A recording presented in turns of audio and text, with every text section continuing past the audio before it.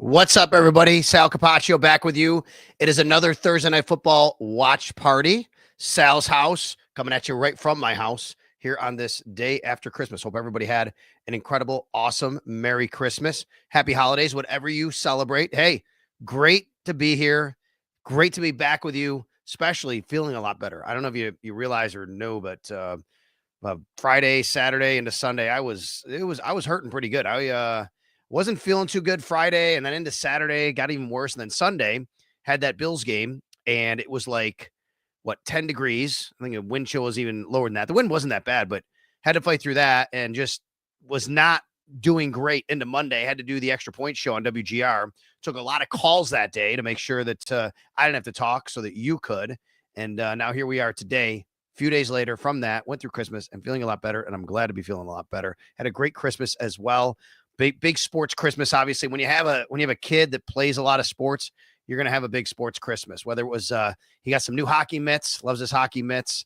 Got some hockey gear, baseball as well. So my son's got like more drip and swag. You know, he's 11. He got to look good to play good. I guess that's the theory. I guess. Hey, welcome back here to Sal's house, Thursday Night Football watch party. Nathan, thank you for coming aboard. You're the first comment I see. We already got over 300 live viewers. If you are here in some capacity, thank you. If you're watching on X/Twitter, really appreciate that. You can't comment, though, on X or Twitter. You can only comment via the Sal Sports YouTube page or the Sal Sports Facebook page. So make sure you do that. Go to one of those. If you want to comment in any capacity, got a couple of great guests today. We'll be taking your questions. We'll be looking in the comment box. We'll be doing that. But you got to do that on either Facebook or on YouTube. You can watch on Twitter. We're right here. You can't comment that way, but you can at least enjoy the program. All right, we got Seahawks at Bears tonight. All right, not a lot to do with what's going on with the AFC. Maybe a little bit more in the NFC, of course, but everything with the AFC is kind of set until we get to Saturday. We'll get into that in a little while. Of course, want to thank my sponsors here on the Sal's House Watch Party. Let's start with Sports City Pizza Pub, 1407 Niagara Street, where you need to go for all the games. Great, New Year's games, the college bowl games going on, Saturday's football games, the Bills game on Sunday, all the hockey games, doesn't matter. It's all at Sports City Pizza Pub. Great wings, great pizza. My guest, TJ Rives, coming on in a little while. I took him and Gene Deckerhoff there last year, maybe again next year. So he'll tell you how great it is. Thanks a lot, Sports City Pizza Pub. Also, Buffalo Logo and buffalogo.com. They have some great gear going on. We got to show you what they still have. Remember the 5-peat? There you go. Take a look at that. That's the 5-peat for the Bills winning their 5th straight AFC East Division Championship. That's the logo right there. You can put that screen printing, embroidery, put it on some gear, put it on some, look at that hanging up there, that sweatshirt, all right? A hoodie, t-shirt, whatever you want to do. There's the 5-peat. So that's Buffalo Logo, and go to buffalogo.com for that. And of course, TSE Buffalo. You guys know I've been talking a lot about TSE Buffalo, tsebuffalo.com. How about this? They have some really great events coming up, all right? Let's start with the Buffalo Bandits. All right, the Bandits are raising the NLL banner on Saturday. Sorry, for the back-to-back championships, right? The Buffalo Bandits are coming to TSE Buffalo. Josh Byrne, Dane Smith, Nana Coke, Matt Vince, Chase Frazier, John Tavares, a public autograph signing. This is going to be next Friday, all right, at 6 o'clock. Now, here's the deal. If the Bills play on Sunday next week, I'll be there at the signing on Friday. They play on Saturday. I can't because I'll be in New England ready for the game. But make sure you go to tsebuffalo.com. Also at tsebuffalo.com, still time to get your Josh Allen, whatever you want to get signed. Send it in. Take it in. You can't mail it in anymore because that's not going to get there in time. Take it to TSE Buffalo, 3107 Orchard Park Road. Take it in there. It's a private signing going on. Josh will sign it, but you got to take it into TSE Buffalo, tsebuffalo.com. And one more thing we want to tell you, in case you forgot, Buffalo Bills defensive back Jamarcus Ingram wrote a book. He's an author. There it is. The little player that could. That's all available at TSE Buffalo. All right. Go to tsebuffalo.com to check it all out. We are just about set for kickoff in the Thursday night football game. And that means we kick it off with our very first special guest, a very good friend of mine. He's a guy that I've had on a lot of these shows before. He's been on Sal's House before, but never on the watch party. Joins me right now, TJ Rives, the Buccaneers sideline reporter. What is going on, my man? Ain't no kind of party like a Sal watch party. I heard about this after Christmas, and I said, I'm in. I'm down to find out what's going on. Yes, thumbs up on Sports City Pizza. Love that. Yes. And how do I get some of this swag? I mean, we got swag on top of swag, Sal. On a we do. Well, listen, you guys have in Tampa what we really crave here in Buffalo, Super Bowl swag.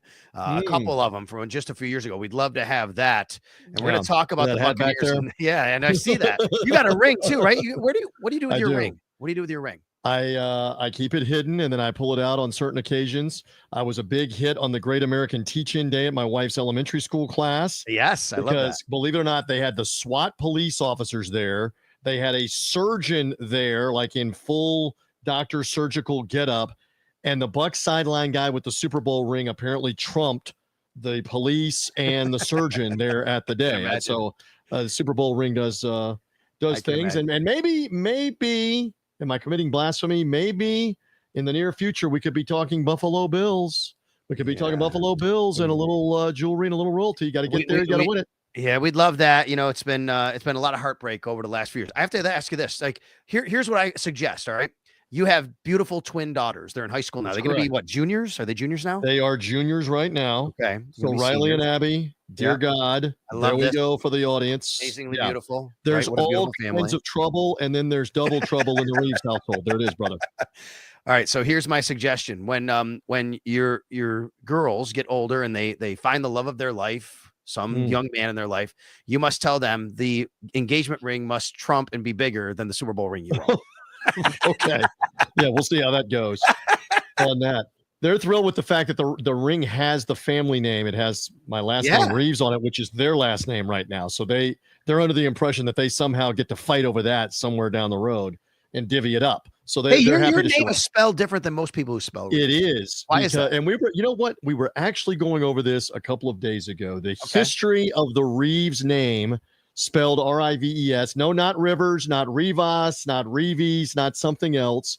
Actually dates back to like the 1300s in England. You go back in the lineage and there's an Ryves, Rives. A lot of British spellings have the RY in them. At some point, my illiterate ancestors, the Y did not get included. It became an I. So that is the stone cold truth on Sal's watch party on how Ryves became Rives. And I made a promise to my father's mother, my grandmother, who I went to college and lived with my grandmother for the 4 years that I was in college in a separate little bungalow house. I was her housemate. She said to me, Tom Jr., she's one of the few that ever called me Tom Jr. That's what TJ stands for. Tom Jr., don't you ever. I never knew that. Tom Jr., don't you ever change how you spell your last name. That's your last name. Don't you ever change that. I said, yes, Grandma. So it has been that way ever since, Sal Capaccio, that I have been Rives or Ives and haven't. Well, TJ and I go back a long time. So everybody knows history here. I lived in Florida. I was on the Southwest coast, and I used to listen to Tampa radio, and I would listen to TJ Rives. And years later, when I became back to Buffalo and I became the Bills sideline reporter, I needed a guest, and I said, well, I remember this guy I listened to. So I reached out to you, and it was great. And we've become really good friends ever since, and you've treated me and my family so well. So I hope you guys had a great Christmas. Before we did. We survived. You're far too kind. You've been listening to me for a long time. You've known I was full of crap since the 1990s, but it's a lot of fun. I have been in and around the Tampa Bay Buccaneer broadcast since 1999. I've been in my current role for the last 20 years, and I know you've got how many years you got in on the Bills sideline? Oh, this is my 11th. Yeah. So we have got some chops. We've got some cred on the sidelines. Yes. It does mean we're getting old. All right. So listen, we are already over. We are at 1,300 live viewers already. TJ Rives coming in. Despite our best efforts. I know. We got YZ Radio, Doug, Sarah. Hi, Sarah. Carol's coming in. Daryl, what's up, Daryl? Popping in to say happy holidays. Ryan, my boy, Ryan Raffensperger from Syracuse University. Thanks a lot, Ryan. I see it. And Mount St. Mary's. Thanks a lot, guys. I really appreciate all of you. All right. So we got this game going on right now. We'll keep everybody updated. I got my producer, Colin, backstage. Colin's going to keep everybody updated on anything that happens in this NFC game. We got Seahawks at Bears. Seahawks have the ball. They're driving right now. Let's take a look right now, TJ, if we can, at I'm going to pull this up, the NFC standings. All right, here's the NFC standings right now. All right, and we see where your Buccaneers are. They are in the 8th spot, which is just outside. However, obviously, there's a division battle. If you look a little bit above that for 4, It's Atlanta, and it looks like Falcons, Bucks. One of these teams is getting in and getting the 4, and the other one is just totally going to be out. Well, not totally. I'm All here to right. help. All right. Yep. So the first thing is the Buccaneers were in that 4 hole until the Sunday night loss to the Cowboys dropped them back into the tie, the mathematical tie with Atlanta that you see there on line number 4. And the Falcons have the 2 head-to-head wins over the Buccaneers. Go Bucks. So that would be the tiebreaker if they finish even. So here are the scenarios. The first one is if Tampa Bay finishes in front of Atlanta, they're obviously the South champs. They're hosting a playoff game. They can get there one of 2 ways. Actually, there's several combinations of it. They need a magic number of 3 involving Buccaneer wins and Falcon losses in the final 2 weeks. 2 Buck wins and a Falcon loss, 1 Buck win and 2 Falcon losses. As long as the Buccaneers finish 1 in front, they are the South champs. Obviously, they have to finish 1 in front. Tiebreaker head-to-head goes to Atlanta. But as you look on the screen, the Washington Commanders play the Atlanta Falcons. Mm-hmm. The Commanders currently occupy the 7 seed right now at 10-5. Should Atlanta beat them, somebody has to lose barring a tie, then that sets into the scenario that if the Buccaneers win the final 2 to get to 10 wins and Washington were to lose in week 18 at Dallas, just as the Buccaneers just lost, the Buccaneers would have a head-to-head tiebreaker for the 7 seed against the Washington Commanders with a week 1 win. So there is still a scenario where the Bucs are alive for the wild card at 7 on the head-to-head tiebreaker. It's not likely. Is it likely that Washington loses to Atlanta at home? Probably not. Do they lose to the Cowboys in Dallas? Maybe in week 18, but there's still faint hope for that. If you're the Buccaneers, you just want to win your last 2 and get some help from Washington on Sunday Night Football coming up this Sunday night, Sal. Then you're back in control of your own destiny in week 18. All right, let me ask you this. And by the way, let's remind everybody, Matt Perino is going to be joining us here in a little while, Syracuse.com. We can't wait for Matt. We'll break down all the Bills possibilities as well with our guy, Matt Perino. The Seahawks are driving right now, cold night in Chicago, 3rd and 3. And they're about the 10-yard line of the Bears. We'll keep you updated on that game. If they do get the 4 seed, I mean, of course, you just want to get in, but you would host a home game. Is there a better matchup right now? Do you prefer Detroit and all their injuries, or is it Minnesota, Sam Darnold? Yeah. What would be the better matchup? It's crazy. And by the way, we're going to have NFL history if and when they both win their 14th game, which it looks like in the last 2 weeks, both of them will probably win a 14th game, maybe as soon as this week. It's never happened before that a team has won 14 regular season games and not won the division. So as you mentioned, one of them would come to the 4 seed, either Atlanta or Tampa Bay as it stands right now. I might say you fear Minnesota more than you fear Detroit at this stage with all the defensive injuries that you're talking about. And Minnesota, obviously, with Jefferson and Jordan Addison at wide receiver, good defense.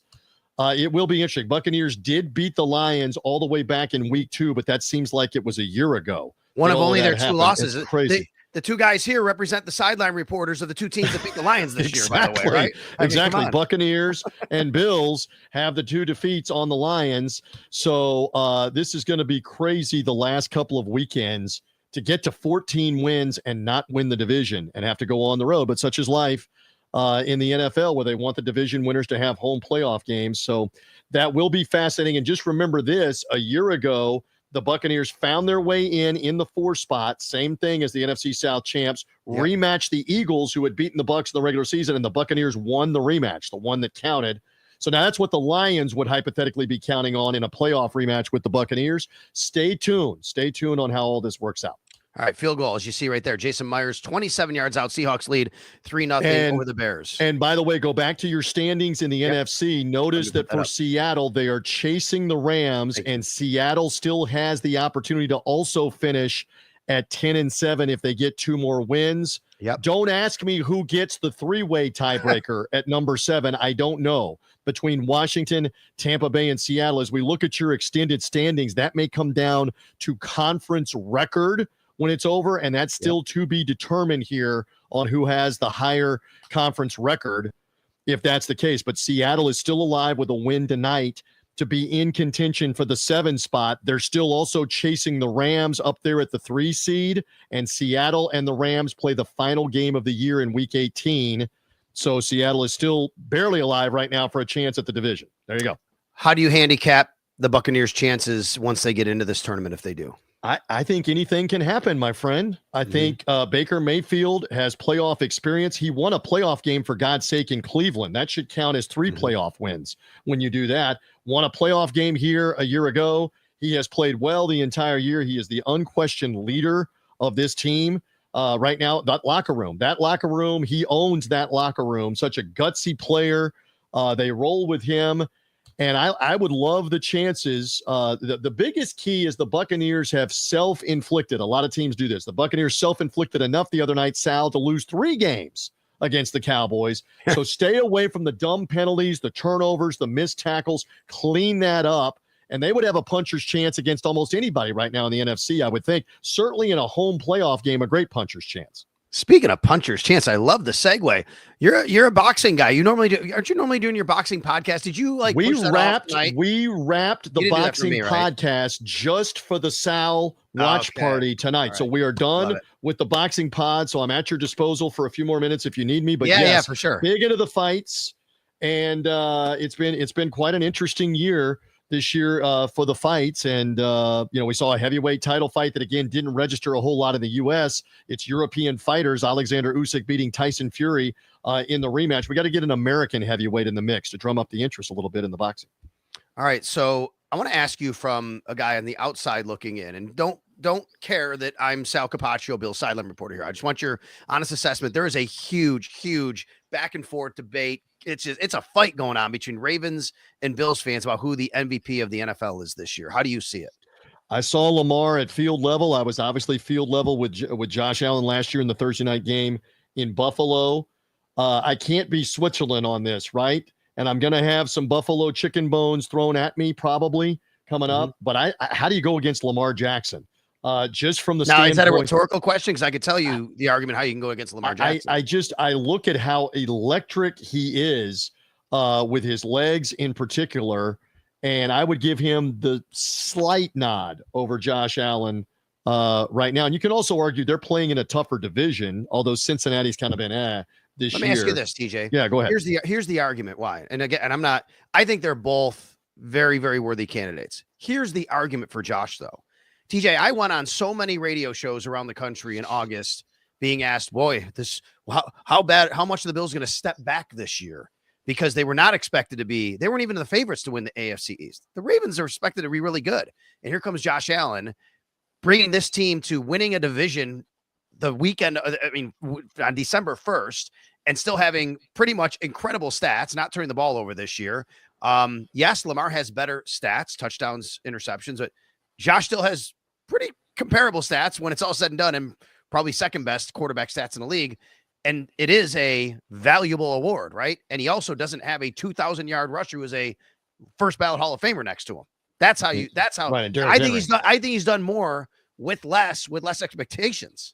That's a convincing argument. What were the Bills expected to do? And look, it's the same for both. Would Buffalo be what they are without Josh Allen? Same. Would Baltimore be what they are without Lamar Jackson? So in both cases, the value part of most valuable is there for both. And I get it.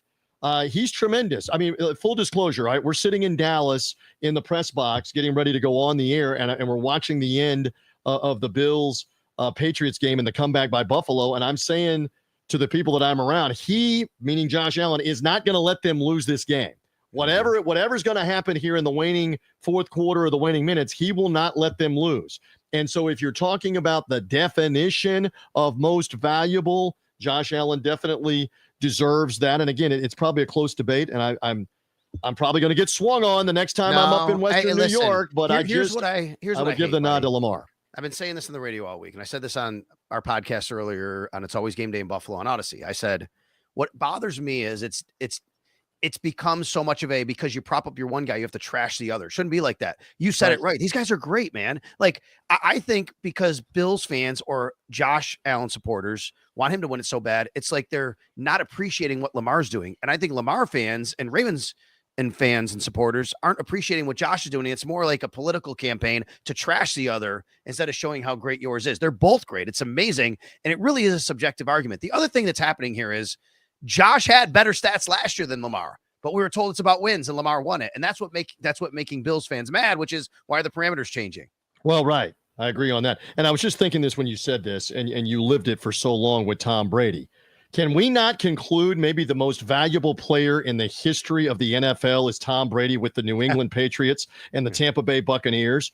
Because you look at the Patriots, who cannot even function without him. I mean, they are not even viable without him. And you look at the Buccaneers, who went on basically a 10-year or more odyssey of losing seasons. And Brady shows up and bammo, you are a Super Bowl contender, Super Bowl winning team right away.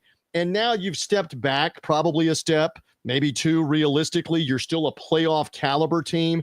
But I mean, if you need any more, I know you don't, Buffalo fans, you don't need to hear any more about Tom Brady. But for all time, how valuable was that guy in New England and in here in Tampa Bay? We know all too well. Comedian Mo Brown. I've been trying to be a comedian, Mo. He said, how'd the Bucks enter the conversation? Because TJ's the Buccaneers sideline reporter. Guy. Exactly. And he's my friend. Sideline brother, yes. So listen, we're going to bring my friend in, Matt Perino, right now with you. I want you both on here. I don't know if you and Matt have ever met each other here. So we're going to bring Matt in. So Colin, bring Matt in. We'll have a little three-way box. Matt. This is like the love connection. This is Matt. What's going on, We're bringing people together here on Sal's Watch Party. Matt, good to be with you. Good to be with you. Nice to meet you, TJ. Yeah. All good. All right. So the reason I wanted you guys both on tonight, this is kind of a little strategic on my part. So TJ does a boxing podcast, Matt. He's a very big boxing fan. And Matt, he's from Buffalo, but before he moved back to Buffalo, he was in Vegas and covered UFC. He was a UFC reporter. So, obviously we all saw the Tyson versus Paul fight a few weeks ago. I'd like to get both of your kind of. Was that even a fight? Right. I know. What did you think from all that, TJ, from a guy who's, you and I are the same age and we grew up Mike Tyson. Matt is about our age, a little bit younger. We both watched Tyson, how great he was. And now you see what Jake Paul's doing. I want your perspective first, TJ, and then Matt. I'm here to keep it real on Sal's Watch Party. It's a joke. The whole thing was a farce. But Tyson at 58 could barely stand up, could function. And you heard Jake Paul, and I believe him at the end, after the fight, say, I wasn't going to hurt a guy that didn't need to get hurt. So I get why they did it. It was financial more than anything. But in terms of that being something to help boxing grow or to help boxing along, that was more of a WWE type spectacle. There's my take on that as far as Tyson, and was that real boxing or not? I have a nuanced take on this, because on one hand, Jake makes me tune into some of this stuff because I just want to see him get smashed.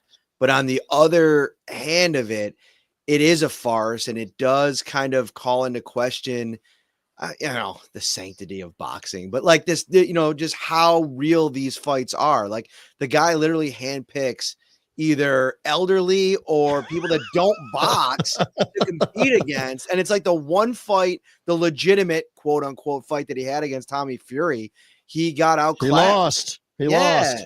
So, like, how many more times do we have to see the same thing? Now, he is an entertaining guy, and he does have a strong foothold in that space, social media wise, with the demographic that's obviously tuning in to watch his fights. But, I think people want to see, like, if he does do a crossover and like does MMA against like Nate Diaz, like, the MMA world, I think at this point is going to tune in to watch that for him potentially losing. But I think everybody's pretty much out on watching the MMA guys go and try to box him. Yeah, and it's an interesting dynamic because you covered MMA for so long. And Sal, we don't want to totally digress. I know you're keeping up with the football, but the MMA guys, they don't make anything. It's kind of like radio guys. You do your job, you don't make anything. Did I say that out loud? They don't make anything in the UFC. So they come to boxing because they get 5-10 times the money.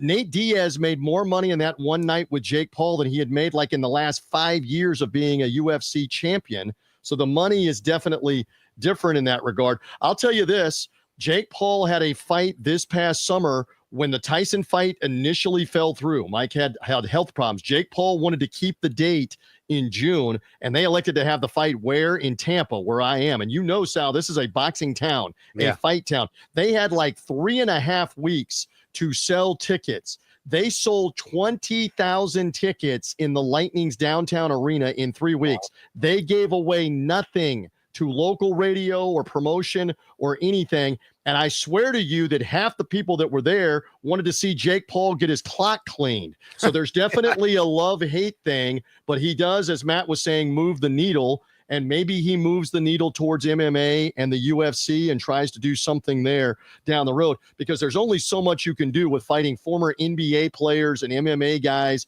before the boxing people go, I'm out. I don't have to see this anymore.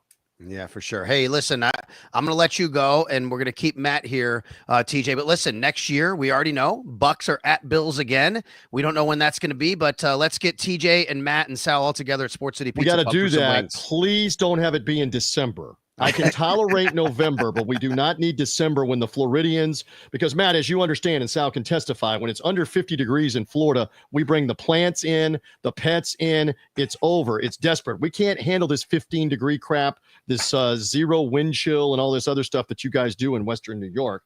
Of course, the advantage is we see the sun from November to March and you guys do not. So there are trade-offs, but I look forward to being with you then. Let's stay in touch. I have a good feeling we're talking about Bucks in the postseason along with the Bills. So I'm happy to be back on with my man Sal, with Matt, with everybody with WGR. You guys keep rocking it. Yeah, anytime, buddy. Much love to you and the family. Merry Christmas. Merry Christmas, Happy New Year, Happy Hanukkah, which is going on for those that celebrate. Festivus for the rest of us. If you get that reference, we love that. Be well. Always good to be at any party, but in particular, a Sal watch party. You got it, buddy. TJ Rives, everybody, Buccaneers sideline reporter. All right, Matt Perino. That's why I love TJ. He's like my brother from another mother. You can tell right there, Matt, for sure, right? Oh yeah, you guys got the radio cut lines going here, or tag lines. It's great. I love it. All right. We mentioned Sports City Pizza Pub. Thanks a lot again. 1407 Niagara Street. Go there New Year's Eve. They got bowl games going on all weekend. Obviously football, basketball, hockey, everything. And of course, Buffalo Logo and buffalogo.com screen printing. And I got a story about that. Ooh, Sports City? Yeah. Oh, yeah. I want to hear that in 1 second. Here, 1 second. Oh, yeah. Let me just tell everybody about TSC Buffalo, tscbuffalo.com. Bandit signing next Friday at TSC. If the Bills play on Sunday, which, Matt, we don't know when they're playing yet next week. If they play on Sunday, I'll be at TSC for the Bandit signing, doing a show at 6 p.m. If they play on Saturday, I won't be able to do that. But go tscbuffalo.com. Check it out. Your tickets for that particular night and the signing that's going on. What happened at Sports City? So all the Boston reporters came in, and I have a couple friends on that beat, and Andrew Callahan, who's at the Boston Herald, texted me and said, dude, we're going downtown for the nighttime, but we're landing like early, and I want to just go park myself and watch football all day, college football. And he's like, but we're going to be downtown. I want someone even though we're staying in Amherst. I was like, dude, go to Sports City. Sal put me onto this a couple years ago. You are never going to experience like multiple games at one time like you are there. Pizza's elite, wings are elite. I love Sports City, man. They do a great job. It's a great spot. Was there last weekend. They had an ugly sweater party and a bunch of raffles. It was really cool, and they got a lot of stuff going on. Matt, let's pick up the conversation on MVP. This has just become such a, I called it it's like a political ad where it's not about your candidate. It's about trashing the other candidate. And I hate that. I really do. Because I think Lamar is amazing. I think Josh is amazing.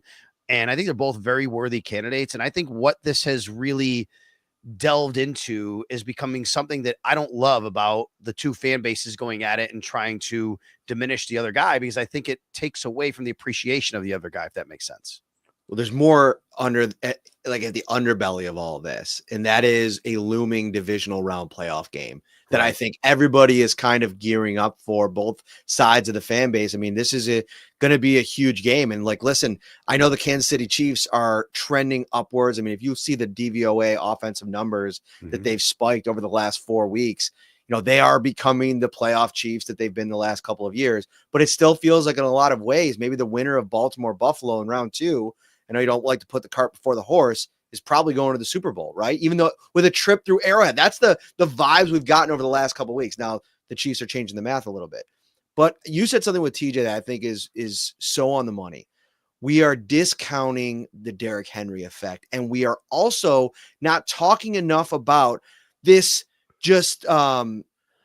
We've divorced ourselves from the offseason conversation that was had once the Bills traded Stephon Diggs. Everybody, even the most bullish Josh Allen Buffalo Bills supporters, were talking about the nosedive that we're going to see for this offense. And they've become a better version of this offense under Joe Brady with Josh Allen, without Stephon Diggs and Gabe Davis and Mitch Morris and all these pieces where the sky was falling 4 months ago. So I think that has to be baked into this conversation a little bit more than it's been. And Derrick Henry has been so instrumental in unlocking. I tweeted it yesterday during Christmas, like unlocking that next tier for Lamar Jackson, where now you have to deal with Derrick Henry for the first quarter on early downs. And then, oh, by the way, when he beats you down and he's got 100+ yards and he's run all over you all day long, now you get to face maybe arguably the most talented athlete at the position in the league. They've really been the epitome of what everybody thought they can be in the offseason.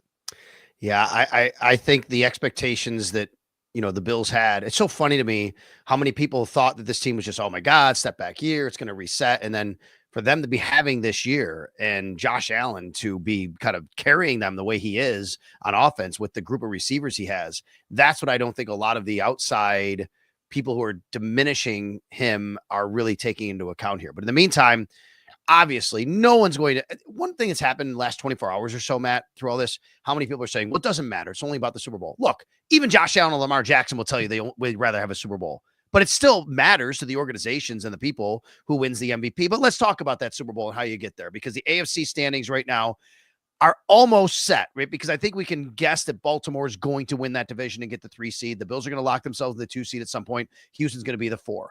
The only thing that might kind of change here is Chargers, Broncos, who get 6, who get 7. It's looking like it's going to be the Broncos. Do you think there's a preferable way this should go for the Bills? And is there any way for the Bills, maybe even the way it is right now, that you're a little bit worried about that?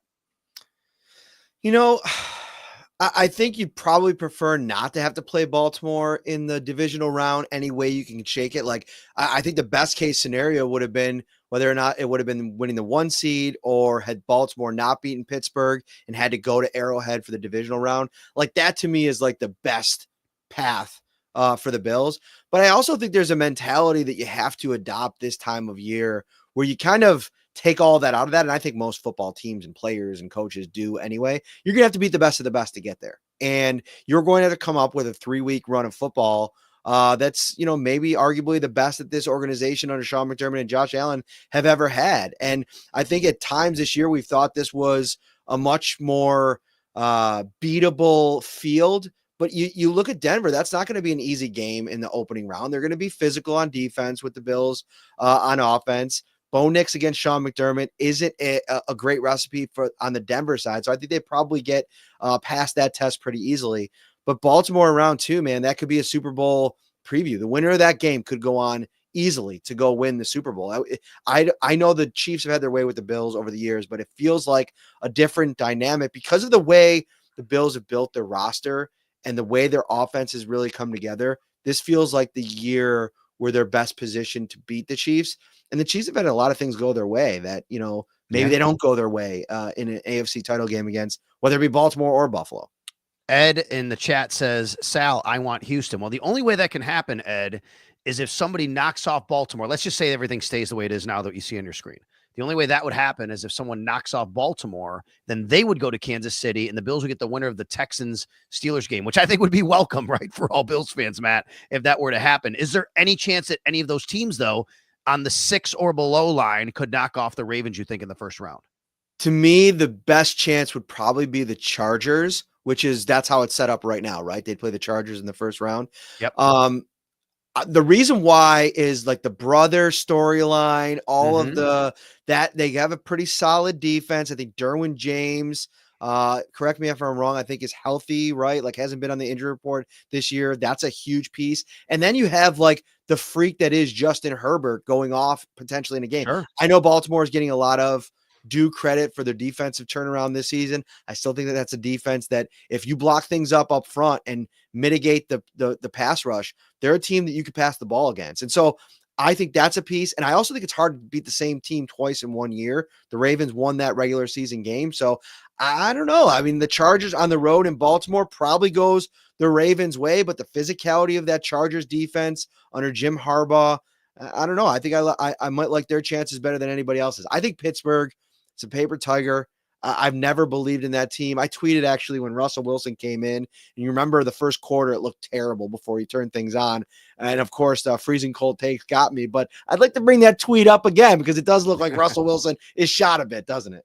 Yeah, no doubt about it. All right. I'd like to bring something else up with you that you did this past week. You asked Sean McDermott a really good question on Monday that gave a really good response that people have been talking about. And that was about Matt Milano and Dorian Williams. And you asked him on a Zoom call, how do you kind of manage this with Matt coming back? And now he has the injury, obviously, and Dorian, he gave him a spark. He looks pretty good. How do you really go about this? I thought his answer was really revealing. What did you take from his answer? You can kind of surmise it for everybody and then your comments on it.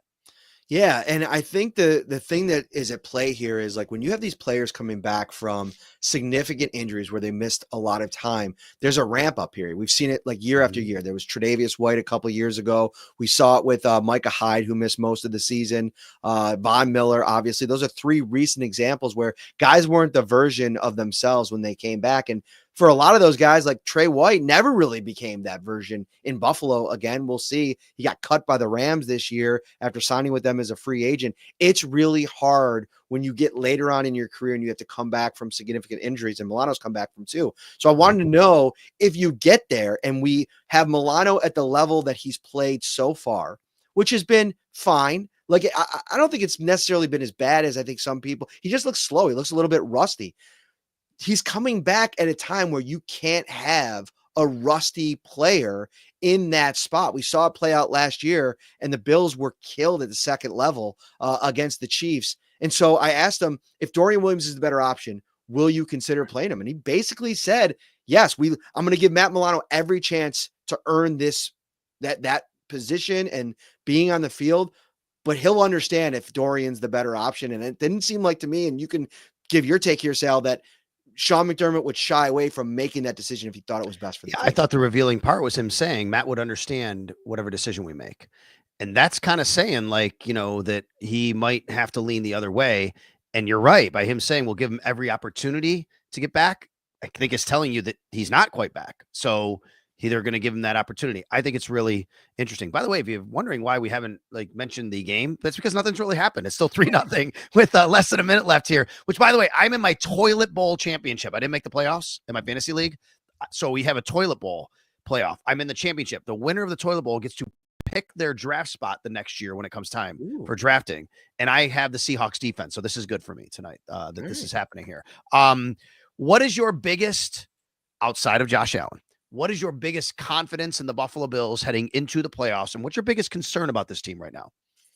Ooh, those are good questions. I think the thing that gives you the most confidence has to be what they've done with their offensive line and under Aaron Kromer. We've talked about it quite a bit, but to me, that's going to be the big piece because you might need this offense to really just win a couple of games if this defense plays the way that it has over the last month. And I think it all starts at their offensive line being healthy as possible, which, man, if you can get up by 3 or 4 scores early against the Jets, pull them all out. Pull out Spencer Brown, pull out Deion Dawkins, pull out Connor McGovern, whatever you have to do to kind of mitigate this. That's the biggest piece to me.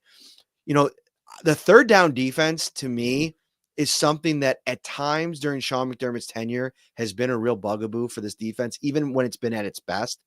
And I think that's the part of it when it's demoralizing when you feel like for your players and it feels like the coaching staff, like when they can't get off the field in third down, I feel like it sets up this vibe in games that like in the playoffs against good elite offenses, it's going to be a killer, especially if the Bills start slow on offense. So if they can't convince their team, like and within on their defense, they can get off the field in third down. I think that's going to be maybe something that ends their season. Did you have a good Christmas? What's the best gift your kids got each individually, like that they're most excited about? So my daughter, her top gift was this easel that my wife found. It's like a whiteboard easel. It's pretty sweet. You open up the base and then it like slides up and down for height. Yeah. You can kind of flip it over. It's got 2 sides. Today she was doing, you ever seen this thing on YouTube? It's called Art Hub. You ever seen that? No. And I would say part of the reason is I am the worst artist in any capacity in the world. So I probably would have no reason to ever see that. This is for you. Art Hub is for you. It's an artist who basically takes it down to kindergarten level on how to like draw things. Thank you. So like Kennedy's crushing that thing all the time. She did Abraham Lincoln and George She's so way better than me, I guarantee you. There you go. So that's what she loved Yeah. that. And my son, obviously our boys are big Little League baseball players. Yeah. I got him the Hype Fire baseball. Oh my God, are you kidding me? Oh, Max Yes. just wanted the Hype Fire last year, but he got a new he got one of the Menarini bats, or I can't Mariucci? not Mariucci, DeMarini maybe. Oh, DeMarini. Yeah. We got that last year. So Hype Fire not quite there yet, but they have a couple kids on the team that have the Hype Fire. But he got the brand new the Tanner T to in the backyard. There's a brand new Tanner T to to do that. So he got that. His big thing. He's been to hockey now too, and sick mitts, brand new green mitts for playing hockey, ice hockey, because he plays. Is he a Shamrock? He's a Shamrock, so that's why. There you go. So we love it. That's awesome. For sure about that. All right, buddy. Tell everybody, first of all, thank you for doing this. By the way, check this out. We are just at about 3,300 live viewers with you on right now. So I appreciate you coming on. 3,300 live viewers, Sal's House Watch Party. All right. Tell everybody where they can find you. I think everybody watching probably knows already all of that, but remind everybody. No, I appreciate it, man. Yeah, at Matt Perino on Twitter, X, Blue Sky, wherever you're at.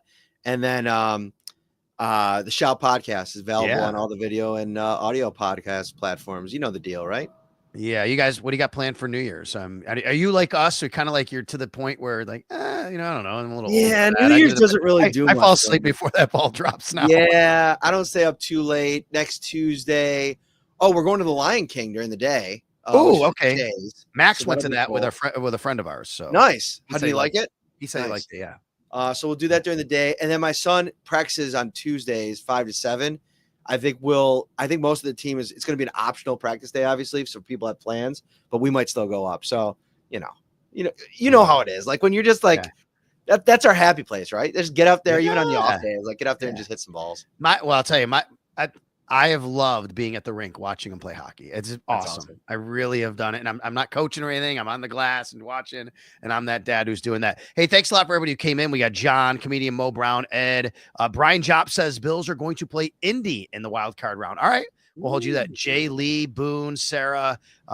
Thank you all so much for coming on YZ Radio. And of course, thank you to TJ Rives. Matt, be good. Thank you very much. Really appreciate you jumping on today. And of course, I'll see you as the week goes on. Sounds good, buddy. Take care. All right, you got it. Matt Perino right there, Syracuse.com and the Shout Podcast. All right, we got a 3-0 Seattle Seahawks lead. They are just starting the second quarter. Before we head on out of here, let's one more time tell you about everything going on. Sports City Pizza Pub, 1407 Niagara Street, New Year's Eve games, bowl games. You got Bills games, of course, NFL football all weekend long. You also have Sabres. Yeah, they won. Maybe they're going to win a couple more. Who knows? Basketball going on, all that.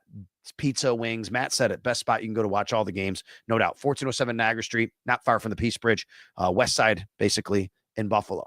Buffalogo, buffalogo.com. Let's throw those shirts up again one more time, Colin. 5 Pete. Check it out. You can get this at buffalogo.com. Free shipping now available. Check them out. Buffalogo.com. They'll screen print, embroider, anything you need here. Lots of great Buffalo gear, really cool gear. Check it out, buffalogo.com. And of course, TSE Buffalo, and an online, tsebuffalo.com. They're having a Buffalo Bandits public signing. This is next Friday, okay, a week from tomorrow, 6 p.m. You're going to have Josh Byrne, Dane Smith, Nana Koch, Matt Vince, Chase Frazier, John Tavares, Coach Tavares. They're all going to be there. I'll be there if the Bills play on Sunday. If they play on Saturday, which we don't know yet, then I won't be able to make it because I'll be in New England for the game.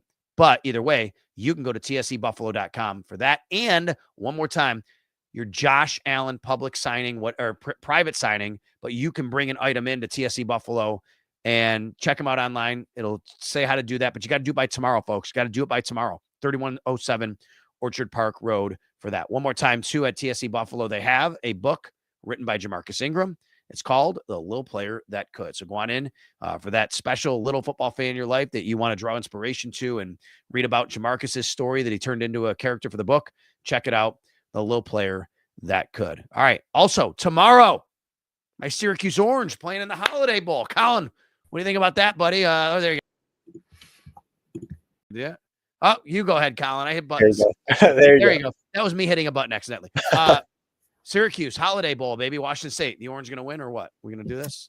I think so. I mean, Kyle McCord's looked great for them this year, so I know. expect nothing different. He was on a couple of Heisman ballots too, surprisingly. I think He I finished saw. 10th. First top 10 finisher from Syracuse since Dwight Freeney. Yeah, there you go. And who's now in the Hall of Fame, by the way. That just shows you how bad Syracuse football has been over the last 20 years, to be quite honest with you. But you know what? They're in the Holiday Bowl, and a lot of those guys opted out, I think. So I think Syracuse has a really good shot. All right. What do you got planned for New Year's? Anything special? You going out? You go out with your friends? What are you doing? I work until 8:30 or 9 o'clock, I think, Okay. and then I'm Plenty of just time. coming home and spending some time with family. Probably All right. probably put a movie on. There you go. You know what? One year, I did go to Times Square to watch the ball drop. I had friends in New Wow. York City, was at Syracuse, had friends in New York City, said, let's go. I went. I will say this, Colin. I would say everybody should do it once, but I would never do it again. It was once, it was great. I was there. I could say I was there. But there's so many people they put you in like little blocks and there's like corrals almost. And once one fills up, you go to a next one, then the next one until you're so far away. The ball looks like a little light bulb, and you're just waiting there for a couple hours and hanging out with people, and it's cold. And then the ball drops, you're like, here we go. And then it hits you like, yay. And then say, let's go home. What are we doing? Like, that's it. So I'm glad I went, but I don't think I would ever do it again. So anyway, that's my advice if you ever want to do something like that. Hey, thanks a lot, buddy. Merry Christmas to you. Happy holidays to you and your family. Thanks for all you do for Sal's House and Sal's House Watch Party. Really appreciate it. Yeah, of course. My pleasure, Sal. And I hope everyone, the 3,400 people we have on this live stream, have happy holidays. It's the holiday season isn't over yet, even though Christmas was yesterday. We still got this whole week going into New Year's. So keep spending time with family and friends and enjoy the time off from work and stay warm and stay safe. All right, listen, everybody. Stay with me at Sal Sports on all social. We'll keep you updated on when we're doing another show here. Maybe we'll have one next Thursday, which would be on January 2nd, probably, but you never know. It just depends how the schedule goes and lining up guests and things like that. But either way, thanks a lot one more time to Sports City Pizza Pub, Buffalo Logo, TSE Buffalo. Have a great weekend. And of course, an unbelievably happy and very safe New Year.